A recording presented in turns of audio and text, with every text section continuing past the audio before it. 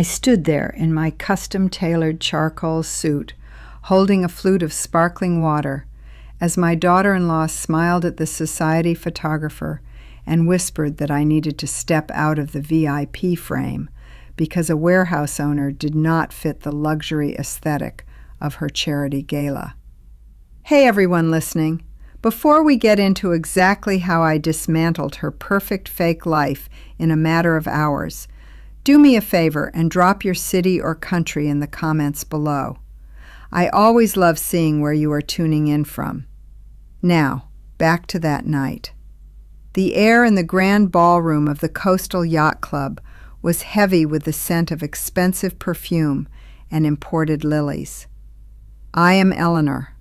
For 30 years, I have built and run one of the largest wholesale logistics and supply warehouses on the East Coast. It is a business of concrete, steel, early mornings, and relentless grit. It is not glamorous, but it bought the silk dress my daughter-in-law Chloe was currently wearing, and it secretly funded this entire $50,000 event. Just as I took a step back to give them space, Chloe leaned her head toward my son Julian. Her voice was dripping with that saccharine sweetness she reserved for public cruelty. She said, "Julian, darling, be a dear and walk your mother over to the buffet.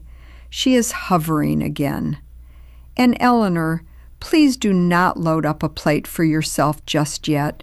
The sponsors paid a fortune for this catering, and we want the actual donors to enjoy the premium selections first."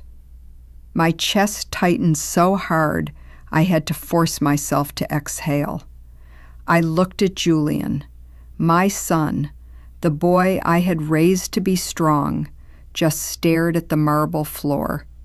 He adjusted his tie and nervously cleared his throat, but he did not say a single word. He did not defend me. He simply let her dismiss me like I was a tired employee who had wandered into the executive lounge. I did not raise my voice. I did not cause a scene. I simply set my crystal glass down on a passing waiter's tray. The cool condensation left a damp ring on my palm. I looked Chloe directly in the eyes, gave her a polite nod, and walked out of the ballroom. I walked down the grand sweeping staircase, out through the mahogany double doors, and into the cool, salty night air. As I stood waiting for the valet to bring my car, I pulled my phone from my purse. I dialed the number for the yacht club's private events director. He answered on the second ring. I kept my voice perfectly level. "Marcus," I said, "I am leaving the venue early. I am formally revoking my credit authorization for the open bar, the premium catering, and the band. From this second forward, all expenses are to be transferred to the card Chloe placed on file for incidentals." Marcus paused, sensing the gravity of the situation, and simply said, "Understood, ma'am." I hung up the phone. For 3 years, I had allowed Chloe to play the role of a self-made socialite. I had allowed Julian to pretend his middle management salary at my company was enough to support their lavish lifestyle. I had leased them my luxury downtown penthouse for a fraction of its market value, quietly paying the astronomical property taxes and maintenance fees myself. I had done it all because Julian was my only child, and I desperately wanted to preserve our relationship. I wanted peace. But standing in the damp coastal air, I realized that peace bought with my dignity was just extortion. By the time I pulled into the private driveway of my own estate, my phone was vibrating endlessly against the center console. I ignored it. I walked into my quiet, dark kitchen, turned on the small pendant light over the island, and made myself a cup of black coffee. It was late, but I knew I would not be sleeping. The silence in my house felt different tonight. It felt like a fortress. Around midnight, the front door chime echoed through the hallway. I did not move. Then came the frantic knocking. I walked to the entryway and opened the door just enough to look at them. Julian looked pale, his bow tie hanging loose around his neck. Chloe was clutching her designer clutch so hard her knuckles were white. Her face was flushed with absolute fury. "Eleanor, what on earth is wrong with you?" Chloe hissed, pushing past Julian to glare at me. "The manager humiliated us. He cut off the bar in the middle of the silent auction. We had to drain our entire savings account just to keep the event running." I leaned against the doorframe, crossing my arms. "I am sorry, Chloe," I said smoothly. "I thought you wanted the actual donors to handle the expenses. Since my aesthetic does not fit your brand, I assumed my money did not either." Julian rubbed his face, looking exhausted. "Mom, please. You know how she gets when she is stressed about these events. You did not have to sabotage the whole night." I looked at my son, truly looked at him, and felt a profound sadness. "I did not sabotage anything, Julian. I simply stopped being the invisible safety net. If you two want to host elite galas, you need to be able to afford them." I closed the door and locked the deadbolt. The following morning, the rhythmic hum of forklifts and the sharp scent of industrial cardboard at my warehouse grounded me. My office sits elevated above the main floor, surrounded by thick glass. It gives me a clear view of the empire I built from nothing.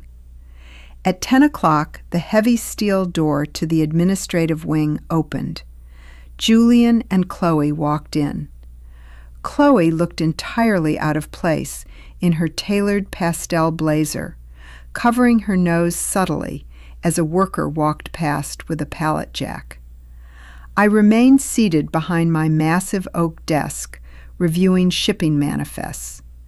They stood on the other side of the desk, like scolded children. "Mom, we need to talk about last night," Julian began, his voice lacking any real authority.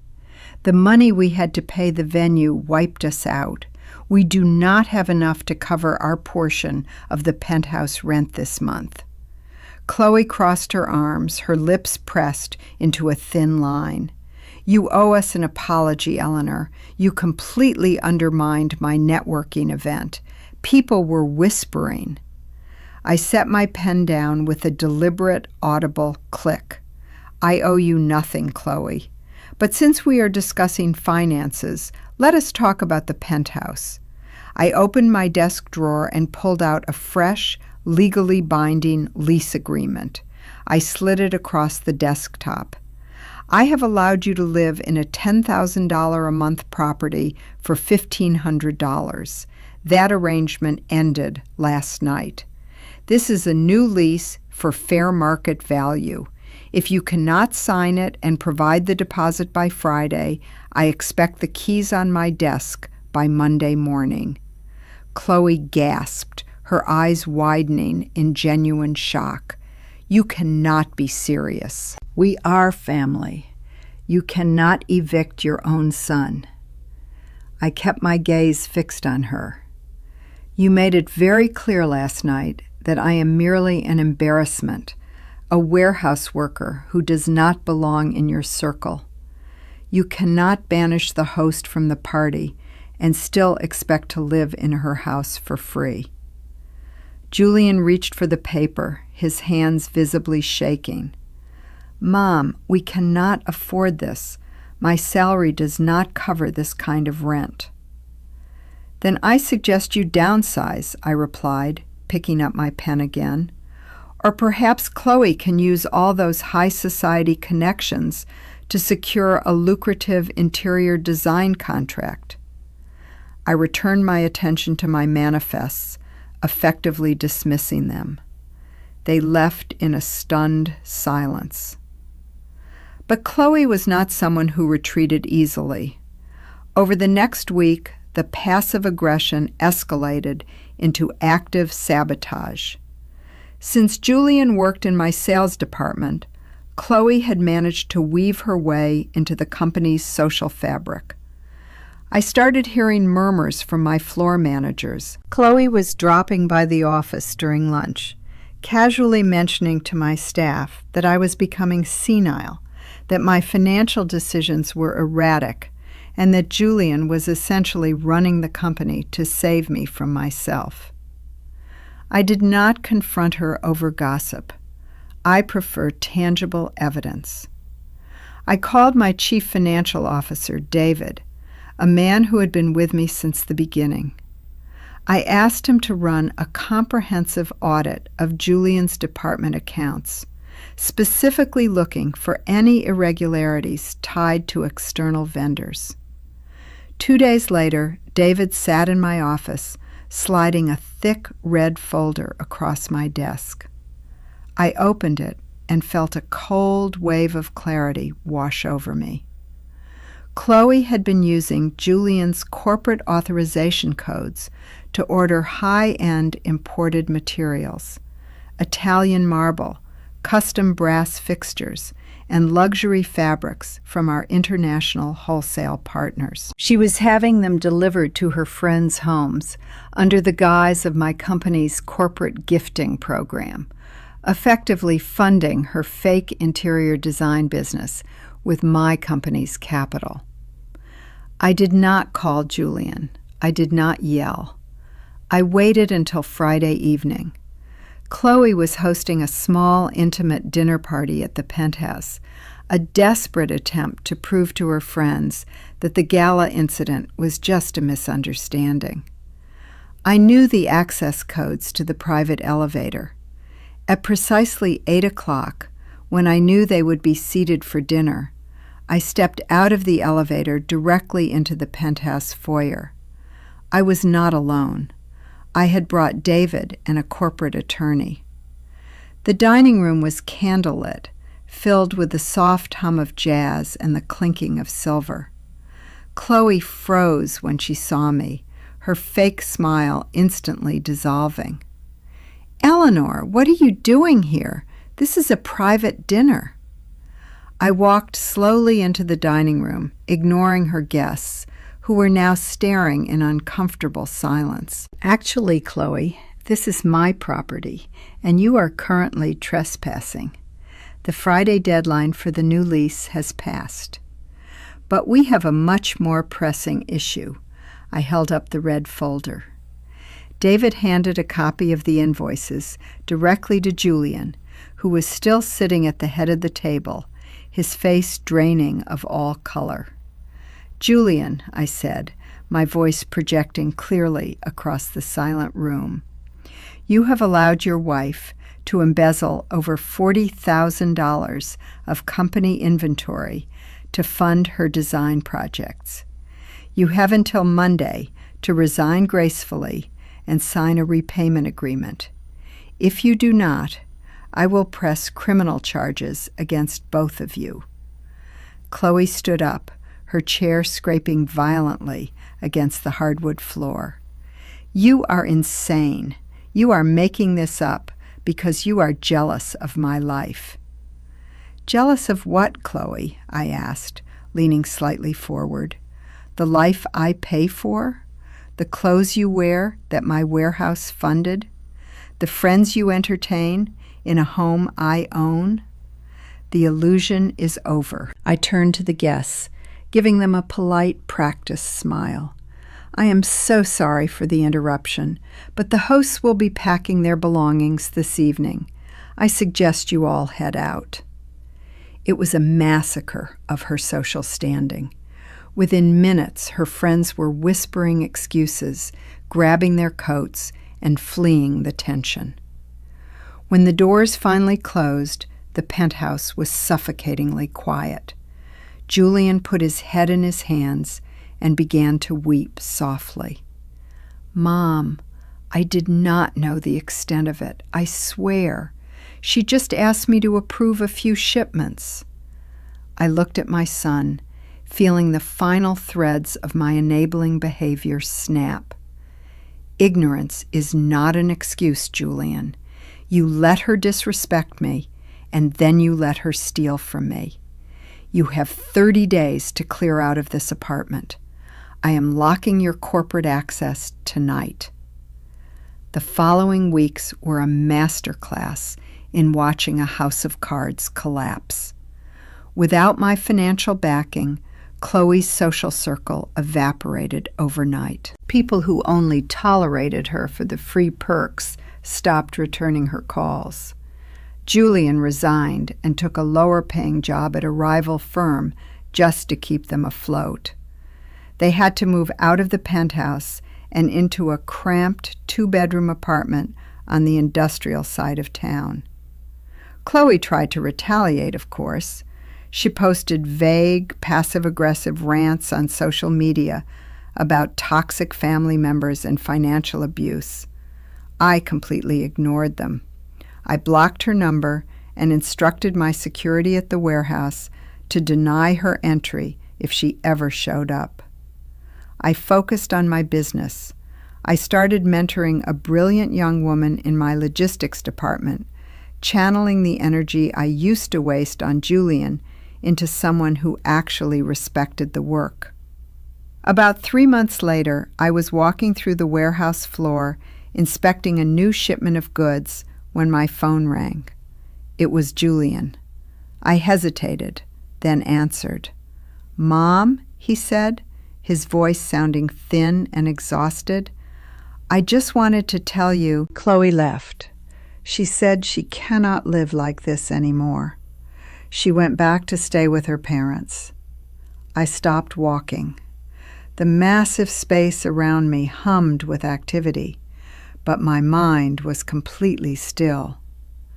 "I am sorry to hear your marriage is failing, Julian," I said honestly, "but I am not sorry that the truth finally caught up with you." He sighed, a long, defeated sound. "I know. I messed up. I let her treat you terribly because it was easier than fighting with her. I miss you, Mom. Can we get coffee sometime?" I looked up at the steel rafters, at the empire I had built with my own 2 hands. "I love you, Julian, but I am not ready. You need to learn who you are without my money and without her control. Give it a year, then we will see." I hung up the phone and slipped it into my pocket. I did not feel victorious. I did not feel vindictive. I just felt incredibly, wonderfully light. For years, I had compromised my own self-worth to keep the peace in a family that did not respect me. I had allowed my daughter-in-law to treat me like a bank vault with a pulse, and I had allowed my son to hold the door open for her. But that night at the gala changed everything. It taught me that boundaries are not about punishing other people. They are about protecting yourself. I walked back up the metal stairs to my glass office. I poured myself a fresh cup of coffee and looked out over the floor. My business was thriving. My penthouse was rented to a lovely corporate executive who paid her own bills. My life was finally entirely my own. It took years to build my business, but only one night to realize who was trying to tear it down. What do you guys think I should have done? Let me know your thoughts in the comments. And if you enjoyed this story, please hit that subscribe button for more.